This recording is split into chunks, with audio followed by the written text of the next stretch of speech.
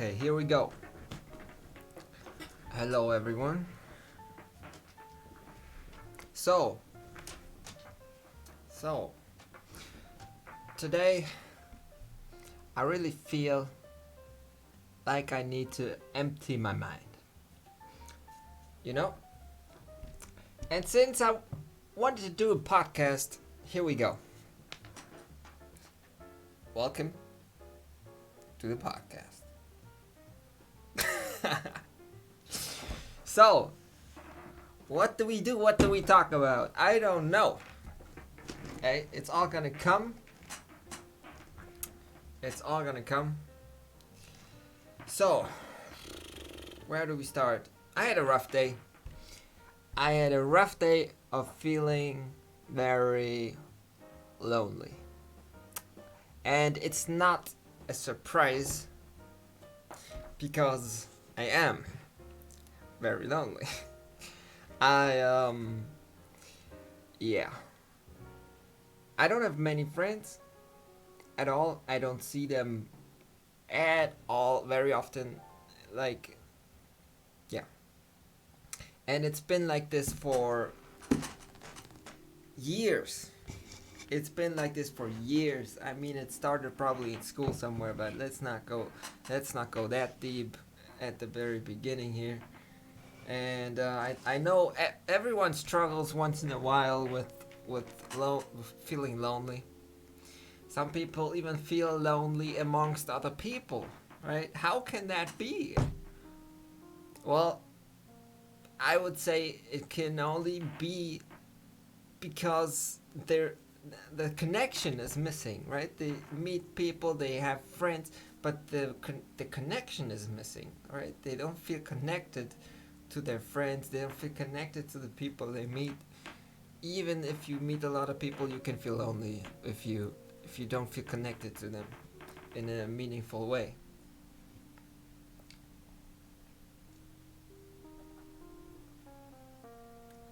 So, how can you fix that? Right? How can you feel connected to people? Well, you need to care about their struggle, what they are going through. You need to care. You need to ask them questions, like, I don't think "how are you" is enough, because a lot of people, they just go like, "Oh yeah, I'm fine, I'm okay, I'm doing okay," but they're really not doing okay. So sometimes you need to dig a little deeper, and sometimes maybe not. Maybe it's just gonna make it worse. But I think most times, if you dig deeper, people might get a little emotional. But if you listen to them with intent, and you try to give them your best advice, and then you can get that connection, and you can help them deal with their emotions, with whatever's happening in their life. And I think that way you can get a meaningful connection to the people you talk to, and you're gonna feel less lonely. If you can help someone else, it's gonna make you feel connected with them, and it's gonna make you feel good. Because that's in the end, if you feel great, if you feel good, then you're not lonely. I don't think I've heard anyone ever say anything like, "I'm happy, but I'm also lonely." What? I mean, maybe in a rare case it can happen somehow, but usually if you're happy, you're not gonna feel lonely. So that's probably one way around. And if you can help someone else, you're gonna feel happy. Unless you're a psychopath or you have some kind of, you can't empathize with people very well, then it might not make you as happy, but it's still gonna make you feel better.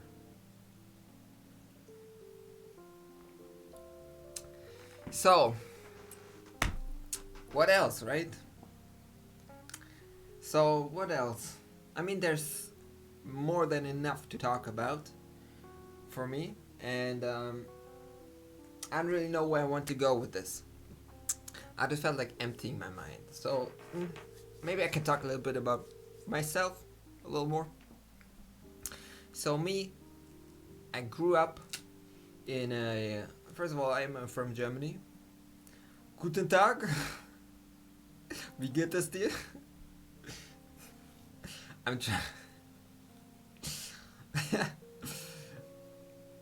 A banana. Eine Banane. Oh mein Gott. Alright. I'm from Germany. I grew up in a suburb kind of area. It's not in the city, but it's pretty close. But it's pretty, there's nature around, there's forests, it's not too busy, it's kind of chill. And I went to school in this village. It's kind of like a small city. I went to the, school. And already in school, I had trouble. Alright, let's be honest here. I had trouble, man. Kindergarten was kind of like... time of my life, man. Kindergarten, no bad memories from the kindergarten, but also not a lot of memories at all. But, I was pretty interested in the world when I was pretty small. And,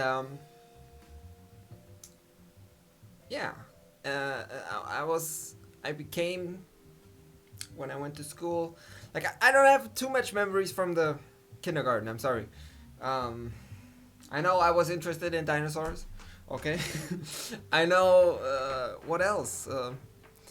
I had how do you call it? Like a daycare mom kind of thing. After kindergarten, sometimes if my parents still working, they picked me up, and I had a great time with them. They were, already old people. So they were older people, and they already done this for a while with different kids, and they loved what they're doing. I had a great time. I didn't want to go home after. It was so I was having a great time with them. So then let's get to school, right? I mean, school, dude, fuck my life. That's my summary of school. Like, fuck my life, dude. So, school. I was introvert, right? So I was prone to become like an outsider. And that's what happened basically. I got diagnosed with ADD. We can talk about that more in depth, definitely. Maybe in another podcast about ADD and all kinds of psychology and stuff. But I got diagnosed with ADD, and then alright, let's clear this up. When I say diagnose and I do this, I'm referring to the fact that ADD is not really something that you can physically examine. It's diagnosed by looking at behavior traits. So if you can't concentrate for long and stuff like that, you're a fucking kid, man. Like, the way that ADD is characterized in its character, like when you diagnose it, the character traits that you look at, to me it's kind of clear that a lot of kids are gonna fall within these categories of not being able to concentrate for extended periods of time and stuff like that. Like, it's not, ADD is not like a very clear thing. We don't really, because you can't, I mean, look, I think psychology is a very difficult subject because it's all reliant on behavior. And in the future, I'm hoping, and I think that neuroscience right? Neuroscience and psychology are gonna come together, and they probably already are, uh, where you're not gonna look at someone and say, oh well, you can't concentrate for very long. You're having trouble concentrating. You're very hippity hippity. You must have a disorder. Instead, you would actually look at their brain, do a bunch of tests, and have a much clearer picture. If you include neuroscience in the picture, you're gonna have a much clearer picture of what's actually going on with the person. And I don't think it makes any sense to categorize in these different, ADD, depression, OCD, because it's never like one thing. You have a range of symptoms, you have a range of different things, and these range of symptoms can be different. Disorders can share same symptoms and stuff like that. So I think it's like a broad picture of personality traits, experiences that you have that influence your behavior, and in the end it's your neuroplasticity. It's neuroplasticity maybe the wrong word. It's the way your brain is structured is going to influence everything within your personality. And so that in the end is what we're looking at. When we see people with different disorders, we're just really seeing that something in their brain is wired differently, right? And the brain can be wired in so many different ways. And I don't think you can put people in these categories. It might help, telling people, oh, well, you got OCD. And it's a recognizable thing that many people have, and you can do this, and this helps, or whatever. But in the end, I get it. I get categorizing like that. But in the end, everyone is unique. And I think it puts people in boxes when you categorize them with ADD or something like that. So a lot of people were just kids. And they didn't have any disorder. But you're already putting it in their head. And that's going to have an influence, right? Because that's going to give them a placebo. Right? Or a nocebo. Which is the opposite of a placebo. So placebo, right, is when you think you're getting like a sugar pill. And the doctor tells you, this is going to help you against your, migraines. And you take it and you believe it, but it's just sugar. You take the pill and you think it's a real pill, and your migraines go away, right? And they do this in testing because it's a very noticeable effect, placebo effect. And in the end, my interpretation of what it means is, when you believe something, that belief is inside you. It's in your brain. It's some kind of physical. It has a physical effect on you. So, and it's pretty. How to turn this off? All right. I was having like the camera on there, and I could see myself. It's kind of distracting. So let's get back into this. All right. Let me drink a bit.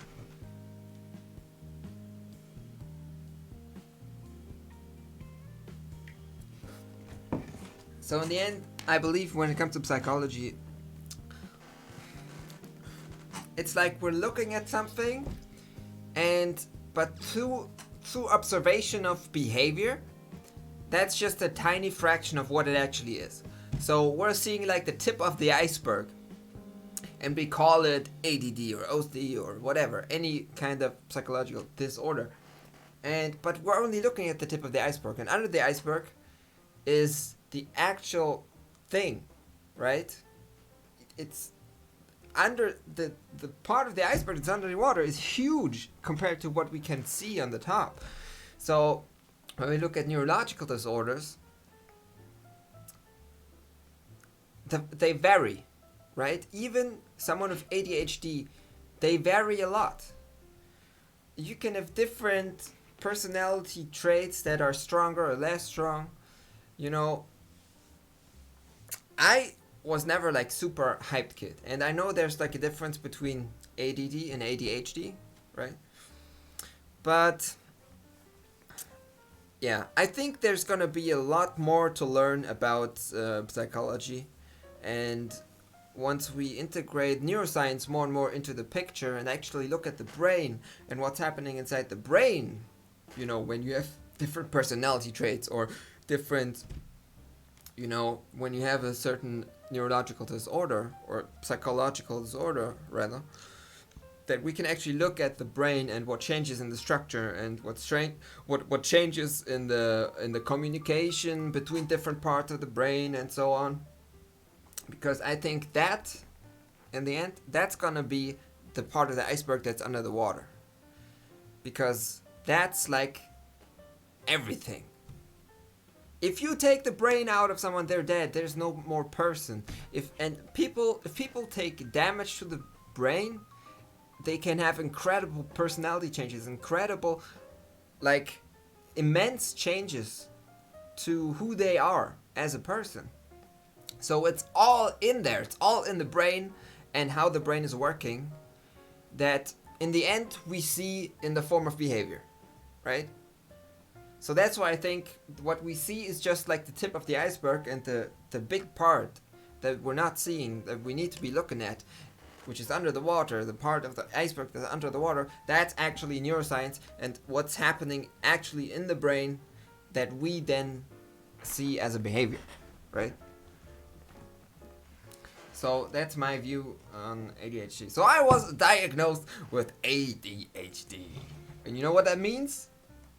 You get some nice drugs.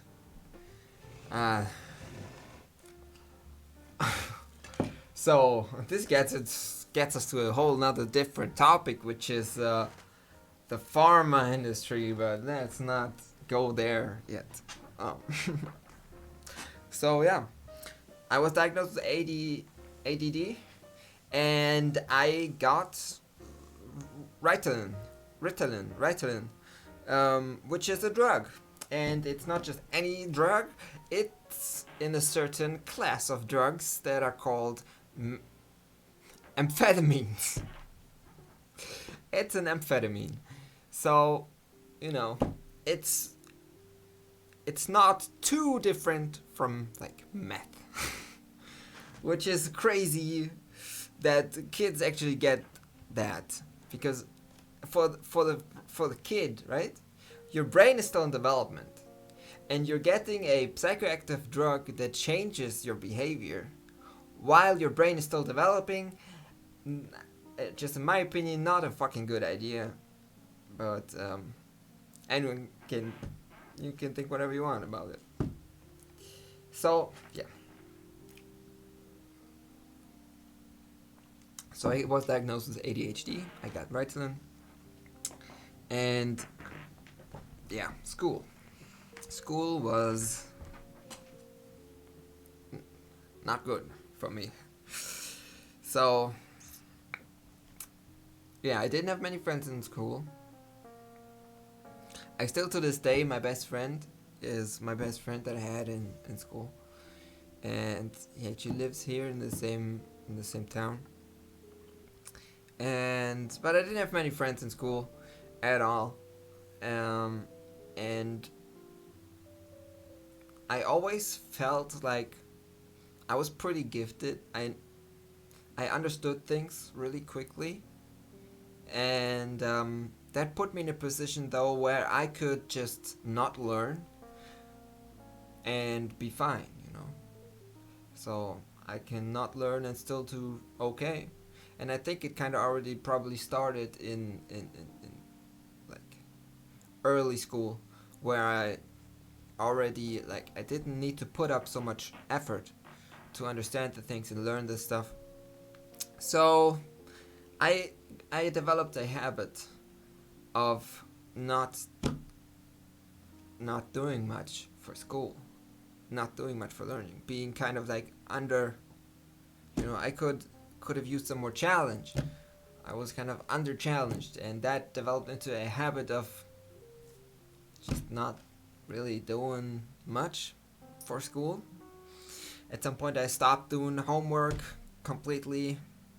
Did not care any bit about doing some kind of shit that I already understood, like 10 minutes after class began, and then we do, like, you know. So, I stopped doing homework. And my grades weren't good. But they weren't shit either. They were like in the middle. So, and that was without doing anything. So, for some reason, I never cared about getting high grades. I mean, I got happy when I got a very good grade, but it was never really something that I felt like I needed to do. I didn't feel any need to do that. I don't know how that came about, but so I didn't. I didn't learn. I didn't do my homework, and that's like the learning part of it. Let's get a little bit into the social part of it. So I was introverted, and I was always kind of like the weird kid in class, right? I remember one specific incident where I brought cat food, like the dry cat food that you get. I brought some of that to school for some reason. And I ate that shit. And somehow people catched onto it and they're like, what the fuck are you doing? And so you can imagine that I kind of got bullied in school because of my weirdness. And so that was not a good time. I never really learned in school like to stand up for myself. And I think it was related to, of course, me being introverted, but also me taking the Ritalin, because I remember very clearly that when I took the Ritalin, I did not defend myself at all. I just didn't care. I did not care. And that's also, I think, a reason why you can focus so well on Ritalin, because you don't care. You just don't care, man. So you can focus on one thing for however the fuck long it takes to get it done, because you just don't fucking care. So the Ritalin definitely did not help with the bullying, because I just didn't care. I just didn't care. And you would think that some people give advice like, if you just don't care about it, it's not funny anymore, don't do that. And in some scenarios that applies, right? So if someone bullies you, sometimes they do it just to get the reaction. But if you don't give them a reaction, it can help. But I don't think that was the case with me, because it did not help. I don't know. When I didn't take it, I feel like I defended myself more. I just remember not defending myself at all when I took the Ritalin, because I did not care about it, and so that was interesting, right? Give me a second to think here and to eat a little bit.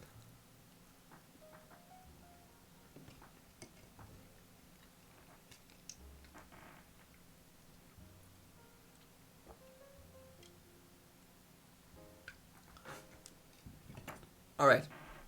So I remember in school, though, when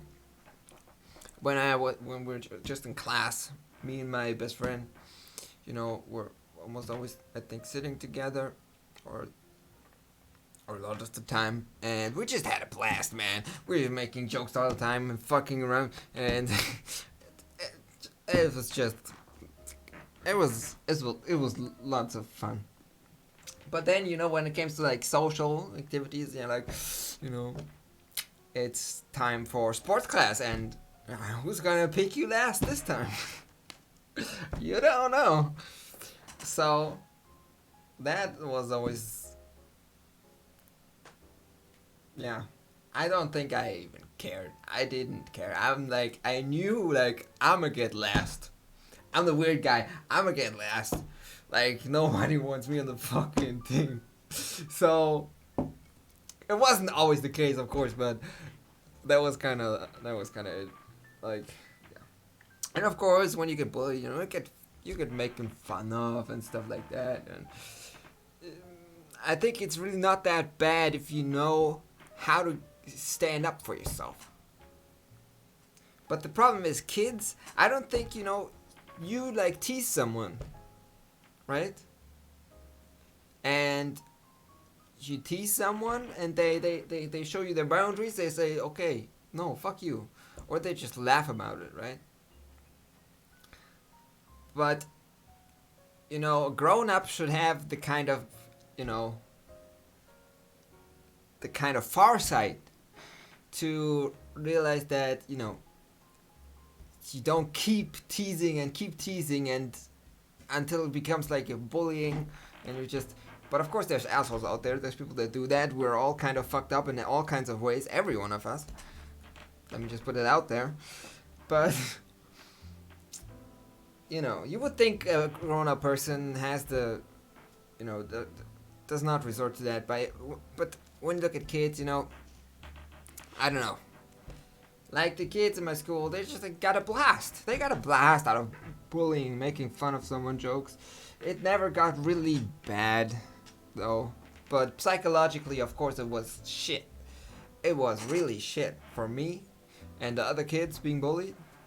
But it never got like physical too much or anything. I mean, people were beating each other up, but there never something happened. Like didn't happen too much. I mean, it was school. We're kids. Somebody beat someone up. Mostly it was people beating each other up, and I don't think that happened too much. And I don't think it was ever like because of bullying or something. It was generally an okay climate, but I was definitely on the wrong side of the classroom, if you know what I mean. I was on the side with the not cool people, and I was one of the uncoolest people. Maybe not the uncoolest, but definitely like the weirdest. I was kind of looked at like, the class clown, the fucking weird guy that, amazing. So, yeah, school was kind of already anti-socializing me, which didn't help later in life. So at some point my grades started getting so shitty, and I stopped caring so much that I just started not going to school. I didn't go to fucking school. And first of all, I had to go to the doctor all the time because my mom, she wouldn't have it, man. She wouldn't have me like, oh, mom, I'm sick. Well, you have to go to the doctor then. You gotta get the papers and give it to the teacher. And I did that. And then at some point, I stopped doing that. It just got worse. And I stopped doing that. And I just didn't go. I just did not care, I guess. Yeah. And of course, I gotta mention somewhere along the way, when I was 9 years old, my dad had a stroke. And that didn't go well either. I think it was a weird kind of stroke where it's not one area in the brain, but it's multiple smaller areas, and it's very difficult. Anyway, so he got better afterwards, but that at some point, him getting better stagnated, and it started to getting worse. And And he was changed the day he had the stroke. He was a different person afterwards. Like, you know. And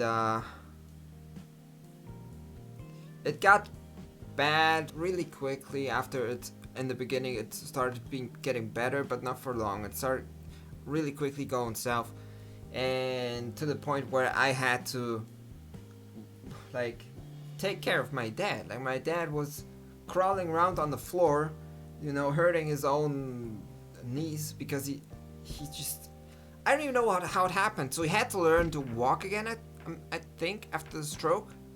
I'm not sure about that, but he definitely probably had some difficulties with that. But he got better, like right after the stroke, and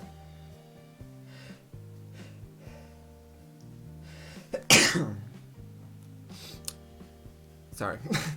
So he got better right after the stroke, up to the point where he could ride a bicycle, and he did go to the bakery like every day and got stuff with the riding on the bicycle.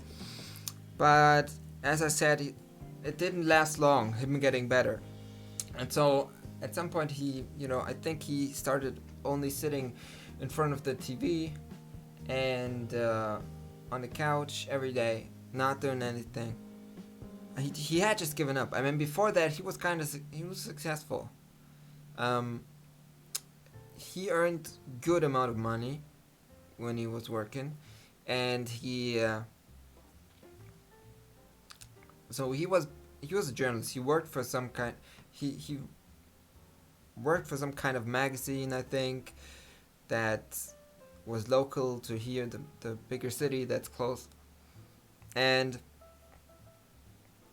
he wrote a bunch of children's books. I was told. I never looked for them. I mean, I was 9 when he had a stroke. Keep that in mind. I wasn't, and I don't know too much about my dad. And at some point, he stopped talking, right? Like later in the process. So first, it's hard to put this all together, right? Because my memories, I haven't thought about these things in a long time, but maybe this is good. So he got the stroke. He got better in the beginning, but then he kind of at some point gave up for some reason, and he just sat in front of the TV all day, every day, and didn't really do much. And so his muscles and everything that hadn't built completely back up were getting worse, and he just got more lazy and lazy, and his state deteriorated. Maybe he had some more like smaller strokes that he didn't go to the hospital to, or stuff like that set him back. But he just got very lazy, and he sat in the TV all day, and so his muscles got weaker, and so that's how we get to the point at some point where he's like crawling on the floor, because he just his muscles got worse and worse and worse.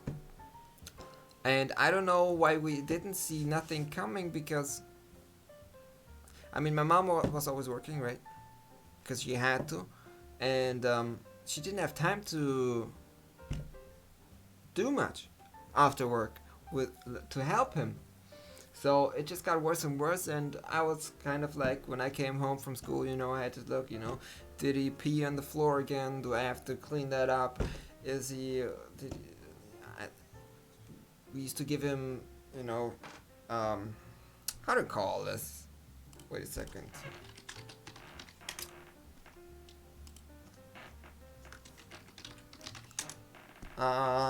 Like wipes, right? Baby wipes. Is that what you called it? Yeah, diaper. I know. Yeah, diapers, nappies. He had to wear diapers at some point because he couldn't control it anymore. It just happened. So getting kind of some feelings here talking about this. Yeah, he got diapers. So basically, I was 9 years old, or at that point maybe like 10 or 11, or I don't know the exact time frame, but I was very young, and my dad kind of became like he's the baby now, and I have to take care of this baby, right? Right? I come home from school. My mom is working all day, and I think she used to work. She's she works pretty long hours, but so I had to take care. I had to take care, and I'm gonna cut this story a little short. And all of that happened in the same time frame of me, failing at socializing at school, and me, getting worse and worse at school. And yeah, so let's fast forward a little bit. One day, I make food for my dad, right? I think I make him some pancakes or something. After I'm home from school, or maybe I was at home, not going to school, because I don't know what like the time frames of like school and what happened at home. I don't really know where they sync up or not. But I made him pancakes and gave him the pancakes, and he choked on a pancake. I mean, I did cut them, I rolled them, and then I cut them in pieces, so it wasn't like one big pancake or something. But he choked on a piece, and I didn't know what the fuck to do, because I was still a child. I was a fucking child. I just realized that I was a fucking child when my dad choked on a pancake.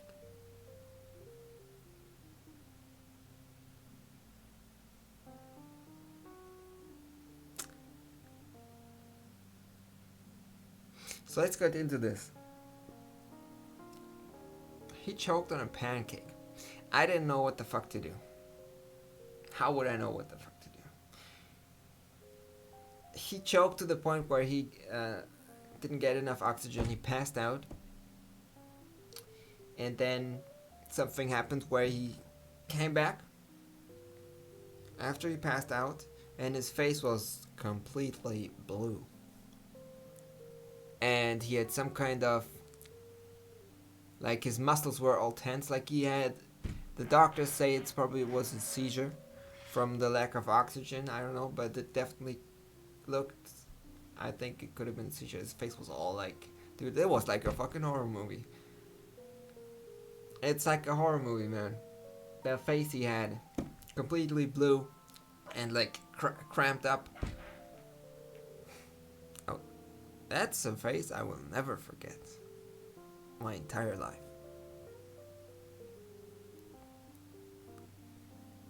And that's a moment I will never forget my entire life. So I don't know how exactly all the time frame of this happening, but at some point, he was gone, and I started trying to do CPR. So he was sitting in the couch, right? Kind of like this. This is the couch. He was kind of in the couch and leaning back. I started pumping his heart. And not much happened. I mean, in a moment like that, your dad is fucking dying, dude. You just keep going. You're not like, oh, is this working or not? I just kept going. And at some point, I remember, of course, CPR always also involves mouth to mouth, and I did that. And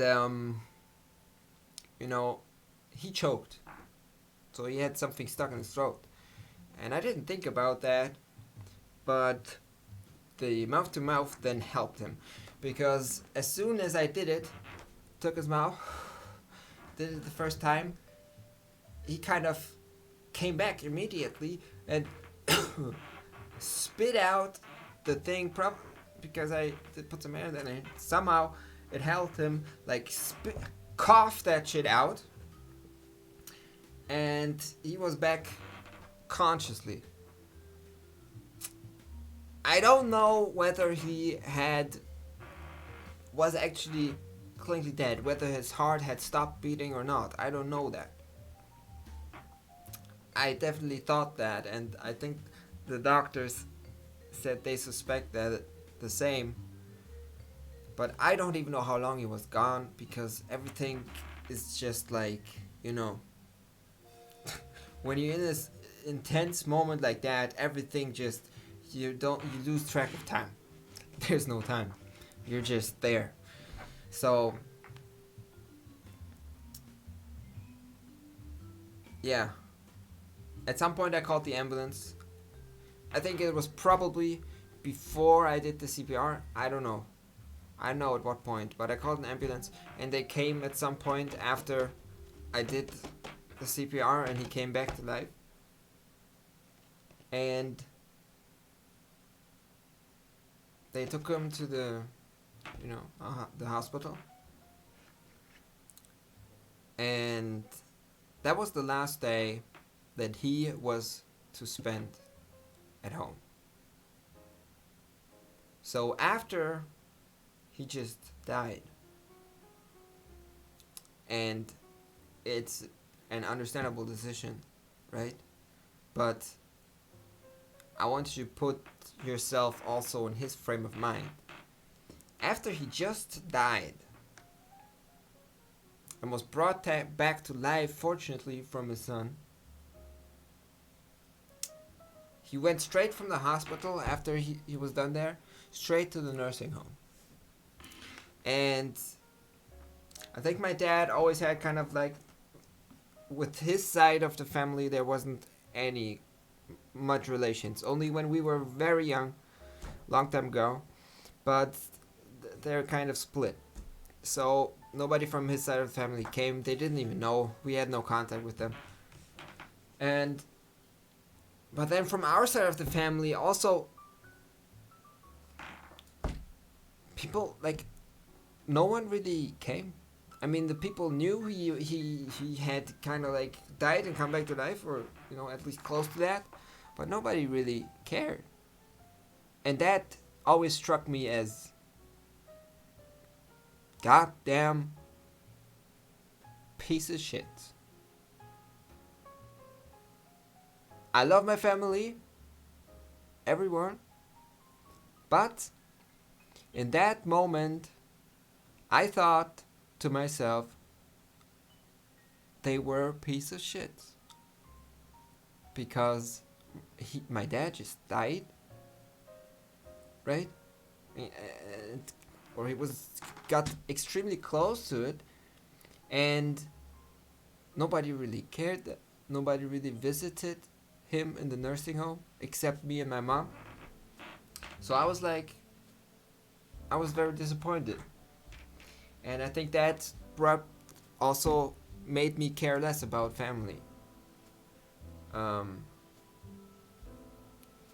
yeah, that was probably the most traumatic experience of my life. The second one being his stroke and everything that happened after.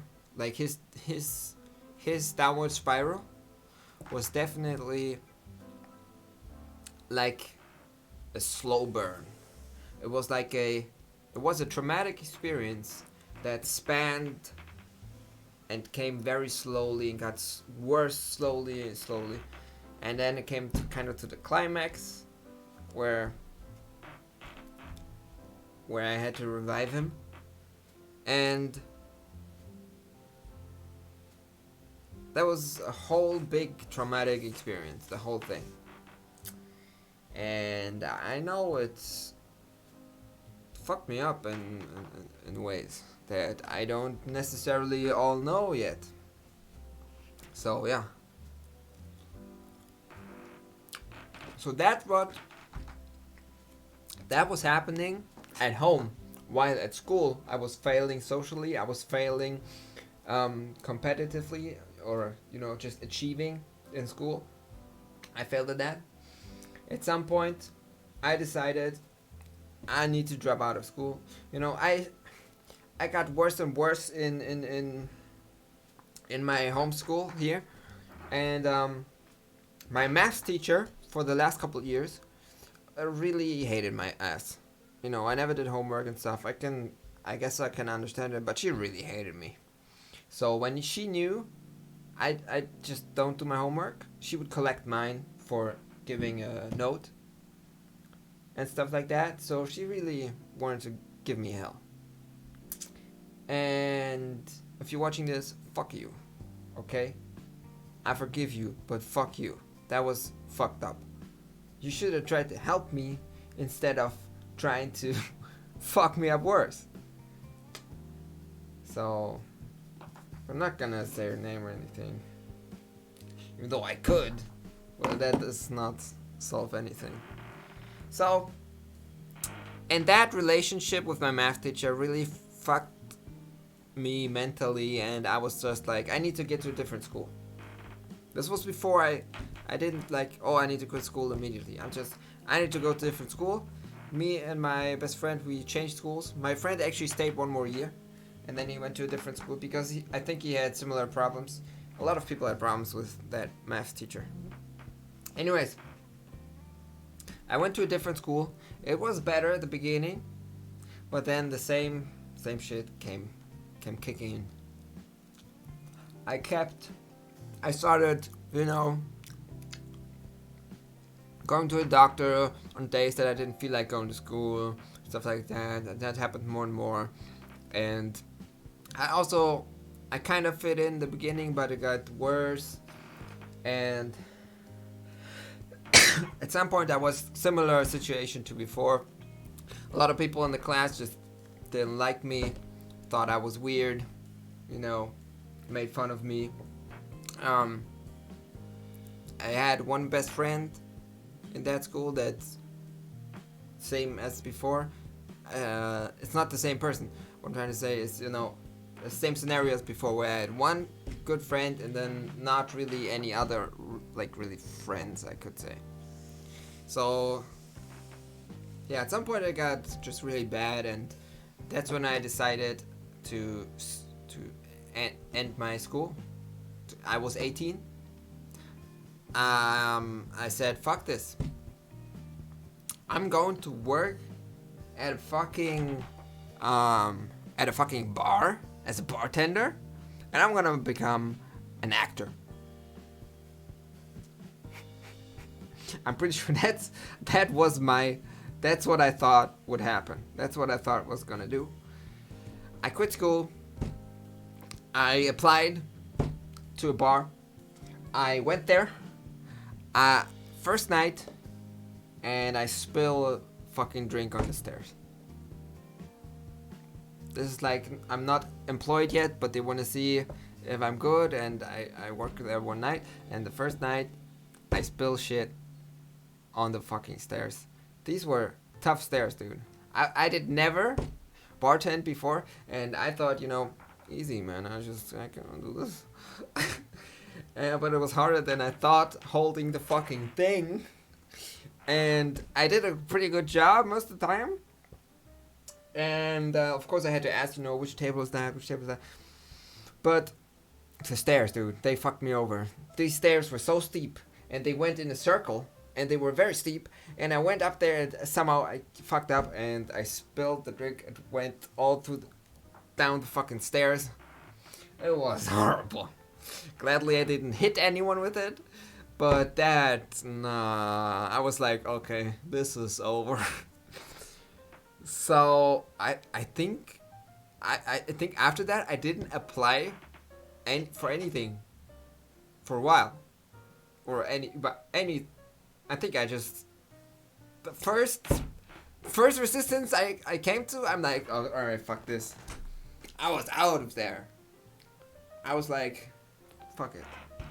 And at some point in school, I started doing music when I was still in school. And of course, I was still doing music when that happened. And I think I probably just thought to myself, you know what? I'm going to become a rapper. And I kind of did that. I did that for a while. I'm still doing it, kind of. But not like successfully, not earning any money. I put my stuff up for free. I've been contemplating of doing a a whole like album, and putting it up for sale or just putting it up on Spotify where I could earn a little bit. But I haven't done that yet because, I'm a lazy fuck. I'm fucked up. And at the moment, I don't have a way to generate enough motivation to start a song and actually keep going till I finish it.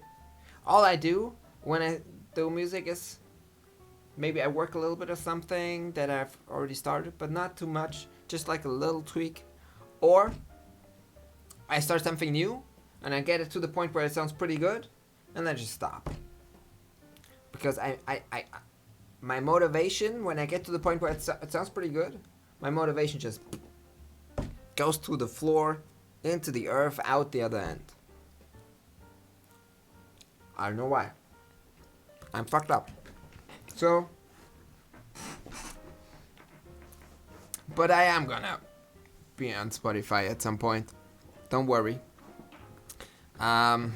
It's just that I have to find the path, the energy, the way to get there, where I can actually be motivated enough to keep doing something, or just have the energy to do it anyway. Because I think probably when you keep going, of course, when you get to a lull, it's harder. But then at some point you get to excited part again. You get excited again, and so it's probably just a matter of keep going. And I have struggled with that. Just keep going until you got it, right? What I keep going though is I keep gaming. I'm a gamer. Been a gamer all my life. And I just keep going. Also streaming. I stream sometimes. And I do actually try to play League of Legends somewhat competitively. So I try my hardest and play my best. Try new things. Try to improve constantly and actually be a good player. Because, League of Legends has, I think, the biggest esports scene that I know of. And there could be, and I love the game. I just love the game. So, but me being a pro player, I don't see it quite yet. Me being a successful musician, I don't see it quite yet. But that's maybe closer to me becoming a pro player. Anyway, I don't know what the fuck to do with my life. And if you're wondering, well, how old are you now? What are you doing? I'm 25. And I still live with my mom. And I've had a long time where I was very isolating myself.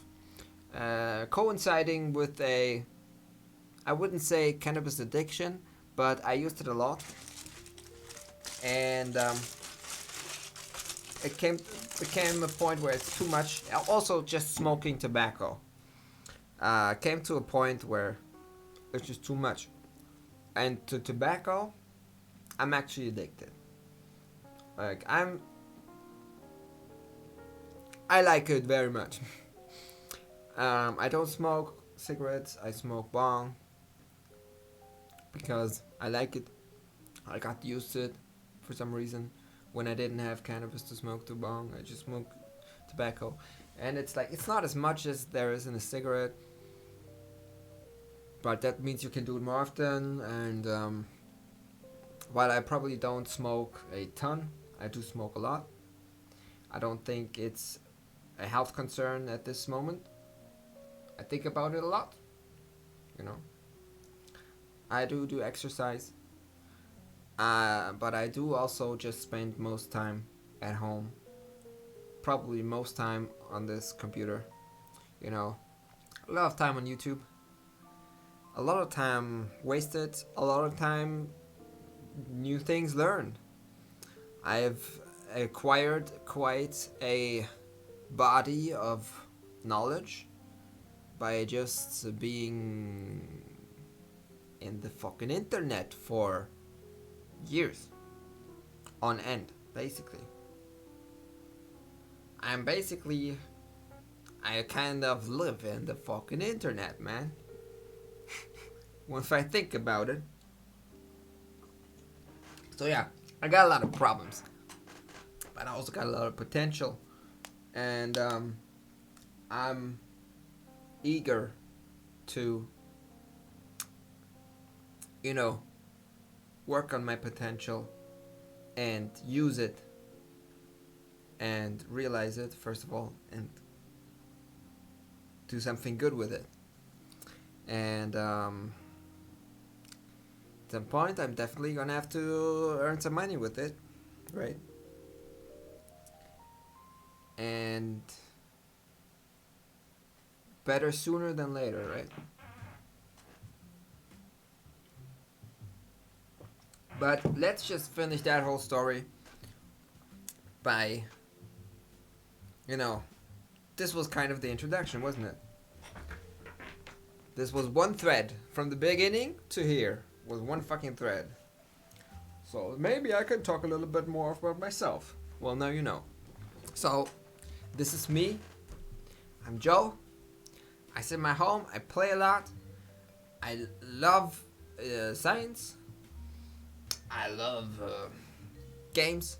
I love movies. I stream sometimes. I love making music, and I love providing content. And I know that that's what I want to do with my life. But I can't monetize it yet, and I'm having trouble keeping, you know, what I talked earlier about. Trouble to just keep going. Just keep on. Keep going. Right? When I do music, I just have this trouble to just keep going until I have the fucking product.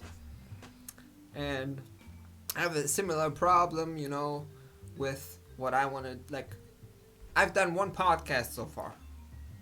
I've had the idea to do a podcast for a long time. So I want to keep this up. Maybe whenever I feel like just, you know, emptying my mind, I'll do a fucking podcast. Or maybe I just do daily. I can try doing that. Yeah, I have a very lot of creative ideas that I want to get out there. So I'll keep at it. Alright. What else is there to talk about? So I did actually one podcast before this one. I did it on a different channel because I wanted to have like a channel just for podcasts and whatever. I'm scrapping that idea. I'm just uploading everything on here. One media, music, podcast, whatever.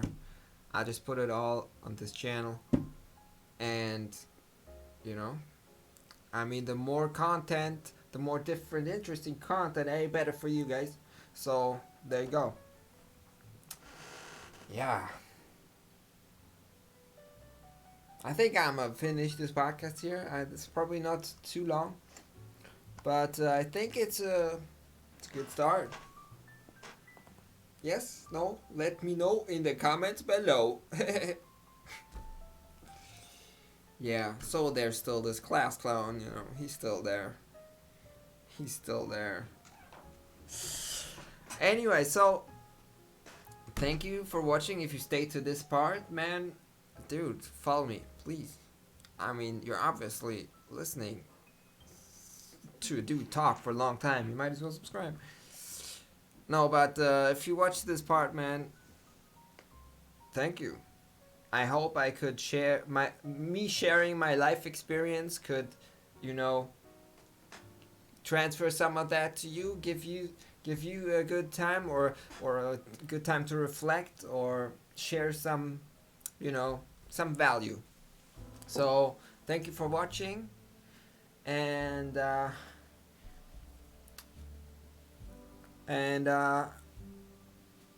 I want to give you something right now. I don't know what I can give. Um, just you know this game. Drink enough, uh, meditate sometime if you can, or do some exercise. Um, breathing meditation is a very good stuff. Breathing a lot is very healthy. Eat healthy shit, man. Otherwise, the boogeyman is gonna come get you. Santa won't give you the presents, man. Yeah, just take care of yourself because it's worth it. It's worth it to take care of yourself, and you're worth being taken care of. And you know, we all struggle sometimes, but in the end, we're all humans, and we all deserve to be loved. So give yourself that love that you deserve, because no one else is gonna give it to you. At least not forever, and it's better not to rely. That's what I've learned in my life. It's better not to rely on other people's love. You should love yourself first and foremost. And if you can love yourself, accept yourself for who you are, be proud of yourself, be happy with yourself, then, I think that's when we reach a level of emotional maturity where we can actually, deal with other people in a more loving way, and be able also to accept their love. Everybody hates getting compliments, but if you can love yourself, then you can love people complimenting you, because I'm worth it. I am. And if you think you're not worth it, don't listen to that. Don't listen to those thoughts. They're not true. Everyone is worth loving, because the only reason someone would behave in a way that would make you say you don't deserve to be loved, the only reason someone would behave in a bad way where you say, oh, you don't deserve to be loved, is because they are missing that love. They don't love themselves. In my experience, that's always when people do bad shit. It's not because they hate you, it's because they hate themselves. And to make themselves feel better about themselves, they need to make someone else feel worse about themselves.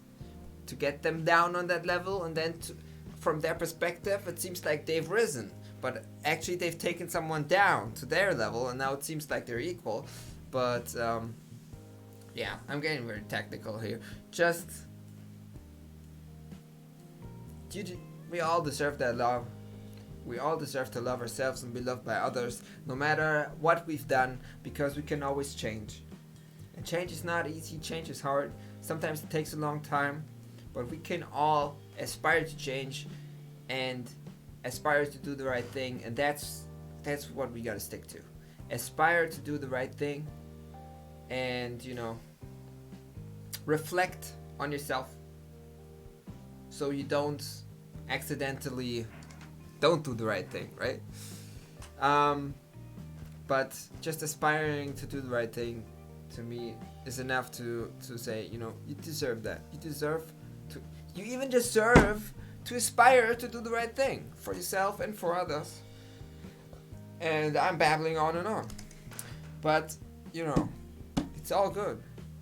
Life is good, even if it seems shit. Just imagine, imagine there's a fucking fly in the... No, go away. Imagine you're playing a video game and your character dies. In the video game. Your video game character dies. Did you just die? No. So I imagine life being like this. That this is just some kind of game that you are playing, and you're totally immersed in this game, right? You're totally immersed. You can't feel your body, your actual body, or anything. And when you die, it's like the character is dead, but the player can just start the game anew, or play a different game, or do whatever the fuck they want. But so I'm looking forward, actually. I'm excited to die. But not the way you think that sounds. So, because I'm excited to see what is there. What else is there? Right? If I'm dead, or if this body stops working, what else is there? Is there something else? I'm gonna find out. We're sure all gonna find out because we're all gonna die. So, I'm not saying I'm looking forward to death like, oh, I want to die. No, man. I like this game, okay? I like it. I like playing this game. I want to keep playing. Just, I love the experience. I would not change it for anything. I'm just gonna go through this life and see what it has to offer. See what's gonna happen. And then when my time is up, I'm out. Hey? That's how I look at life, right? But I would never take my own life. Don't worry. You can always, even if your life is absolute shit, you can still say, okay, fuck society. I'm just gonna do whatever the fuck I want. I'm gonna walk outside of this building and I'm just gonna wing it. And then basically you become a homeless person. But hey, that's why so many people get homeless. Many people go homeless because they have absolute freedom to go wherever they want. They have nobody telling them what to do. That's a luxury that comes at a heavy price, though, for most homeless people. I mean, there's probably a lot of them that are pretty good at it, but you know, it comes at a price. But still, if you don't give a fuck at all, and you just say, I'm gonna go out there and just wing it. I'm just gonna start walking in the direction and look where it takes me. Fuck my whole life that, you know, I've got fucking, you know, everyone hates me, I hate everyone, or whatever. My life is so bad. Just walk away from it. Literally. You can end up in a place and meet someone, and you don't necessarily have to become homeless. I'm just saying, if you're thinking about suicide, killing yourself, don't do it. You can always just say, man, I'ma just leave my entire life behind and just walk a random direction, see where it takes me. Just literally walk outside of where you live and say, I'm gonna walk in this random direction and see where it takes me. You can do that. It's always better than killing yourself because this experience of life is amazing.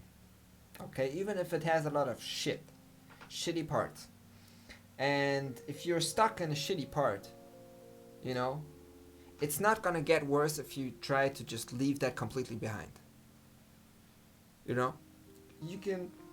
So, please, if anyone's listening that is contemplating killing themselves, don't do it. It's not worth it. It's like, you know, you're playing a game, you came here to play the game, you don't like your scenario, then create a different scenario. Walk away from the life that you've been living that you hate and find a new one somehow. Because you can do it. If you really want, you can just go into the fucking nature and live there. I mean, I would prefer that to being homeless. You know, if I had to go out there, I would probably try to get, you know, prepared in some way and then just go into nature. Like, preferably not in an area where it's cold, but you could just walk around. I mean, of course it's a crazy idea what I'm saying here. But I'm not saying people should do this. I'm saying if that is the only alternative for you to killing yourself, it's the better alternative to just go out there and look where life takes you. Just start walking, right? Just do something a little extreme, You don't have to do exactly that. But if you think about killing yourself, you have to do something a little extreme in order that it can even compare to killing yourself. Because when you kill yourself, you leave everything behind, right? And when you want to get someone to not kill themselves, you got to offer them something that at least, you know, that they can leave something behind that is dragging them down. So, yeah, in the end, the you still have the last and probably worst, but also not it's the worst. It's not the worst option, but it's like it's risky to just walk out there and wing it. Just go out and go random directions, see where life takes you, see what happens. Who do you meet? Ah, you meet someone, you talk to them. Oh, they can relate to you, they want to help you. Oh, amazing. What? Oh, they're actually helping you now. Wow. Now you move to a different city and you're happy and you found your fucking best friend of your life and whatever. You know, things can happen. Things can happen, man. So don't kill yourself. I mean, I would I would strongly advise anyone not to kill themselves. I don't know. I'm suicide is a topic that I have strong feelings about. And nobody ever died that I know died of suicide. But I've thought about this already when I was small, when I was a kid. I already thought about suicide at some point, and I came to the realization I would never kill myself. I because there's so many possibilities what you can do. And if someone wants to kill themselves, that leads me to believe that they can't see all the options of what they potentially can do, and they just have the tunnel vision on the bad options that they possibly gonna have to take in their life. And but if they could see like the amount of options that what kind of actions they could be taken actually, then they wouldn't even want to kill themselves anymore. I think it's partially because of a narrowing down of your potential options of what you can do with your life.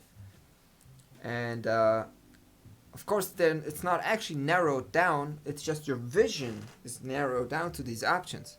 You can't see the other options. So you think it's shit no matter what I do. I can't make a good situation out of this. Let's just end it. But if you could see all the other options and you would be like, oh, well, if I did this, this could actually get better. I could actually have a great outcome for my life. Well, then you're not suicidal anymore because you have a better option. Alright, that wraps it up. Keep taking care of yourself. Love yourself. I love you, people.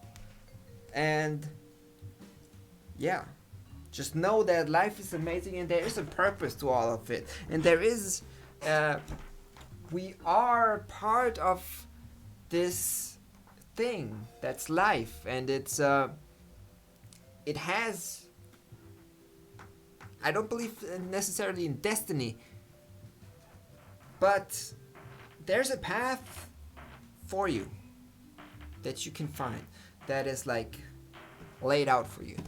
That's what I think. I'm not a religious person at all, but I do believe that there's some cosmic something that is, it can see us and it can move our lives in certain directions, maybe, make different scenarios happen and, help us get on the path that we're destined to be on. So, yeah. I love life, man. It's amazing. Yeah. Okay. Let's end this here. Take care and have a good time while we are here on this planet all together sharing this experience. Let's go. Peace.